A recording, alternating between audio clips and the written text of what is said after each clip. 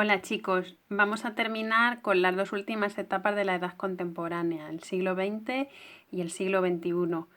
Hay muchos eventos en las dos, pero voy a intentar ser lo más breve posible.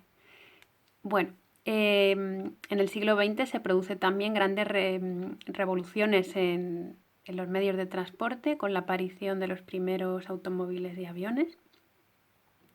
También se producen grandes revoluciones como la Revolución Rusa de 1917. Y tristemente podemos hablar de dos de las guerras más devastadoras de la historia de la humanidad, la Primera Guerra Mundial y la Segunda Guerra Mundial. No me voy a extender mucho, voy a hablaros un poquito más de la Segunda Guerra Mundial, que hasta ahora es digamos, el conflicto bélico que más muertos ha dejado en la historia, entre 50 y 70 millones de fallecidos. Y bueno, esta guerra enfrentó a las potencias del eje, que eran Alemania, Italia y Japón, contra las potencias aliadas, digamos, a las que se unieron casi todos los países del mundo. España no participó porque España acababa de salir de una guerra civil y estaba absolutamente destruida. Pero bueno, ¿quiénes formaron parte de las potencias aliadas? Pues los Estados Unidos, el Reino Unido, Francia, Polonia y bueno, muchos otros países. Bueno, digamos que también a lo largo del siglo XX ha existido la Guerra Fría. ¿Qué es la Guerra Fría? Pues cierta tensión que existía entre Estados Unidos y la antigua Unión Soviética, Rusia, por tener el poder del mundo, por controlar, ¿no? Por ver quién es la superpotencia más grande. Esta Guerra Fría se vio, por ejemplo, en la conquista del espacio. El primer ser humano en el espacio fue el ruso Yuri Gagarin en 1961 y luego el primer hombre en llegar a la Luna, el primer ser humano, fue el estadounidense Neil Armstrong, que pisó la Luna el 20 de julio de 1969.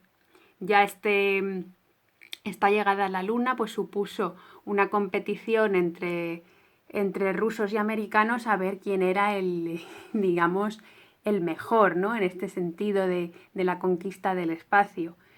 También tenían ciertas tensiones políticas que se manifestaron en algunas guerras también muy crueles que ha habido en el siglo XX, como la guerra de Corea, la guerra de Vietnam o la guerra de Afganistán.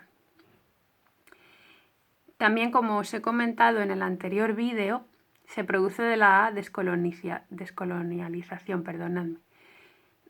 Esto quiere decir que todos los países que habían sido colonizados por las potencias europeas en el siglo XIX van ganando su independencia.